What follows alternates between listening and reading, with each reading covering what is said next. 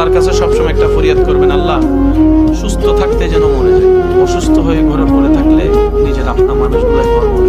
আল্লাহর কাছে একটা দোয়া করবেন, আল্লাহ আমার তকদিরে যদি এমন লেখা থাকে আমি অসুস্থ হয়ে বিছানায় পড়ে থাকবো 10 বছর, আল্লাহ আমি আমার পরিবারের জন্য বোঝা হয়ে থাকতে চাই না।